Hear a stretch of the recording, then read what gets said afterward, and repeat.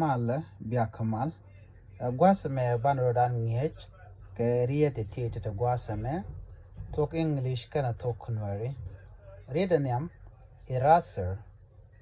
lo ne shoot eraser chale shoot katoknat share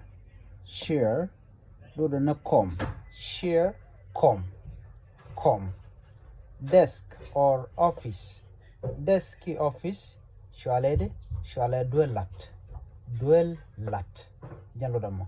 duel lat a student male me would student ba chole dol duel gora me a male ki me would ba chole dol duel gora ke student a student me a female ba chole nyedul gora student me a female student ba chole nyedul gora me a male student ba chole dol duel gora gwasame mebo konpin gwasame me a students alo lot kane female kane male ke gan nyal kane gadul kan ya ba chole de ba chole gad duel gora students me bab kan dial ba chole gad duel gora students mangwan ke miken ne tungwan dong a female kan wan ken ba chole nyer duel gora students nyer duel gora me students kan wan ke male ba chole dol duel gora me shunga ke male mulono wood me students kan wan ke kote ke s ba chole dol duel gora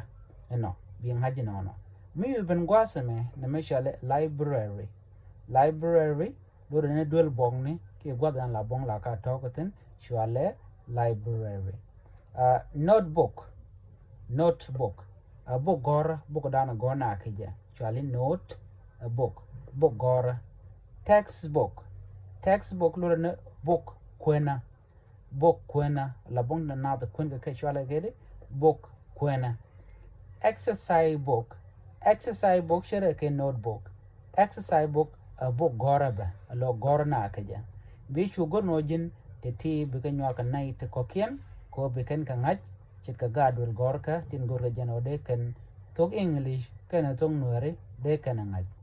loy na tet ani biata kamal bana nyogo jik kan ni dodien bye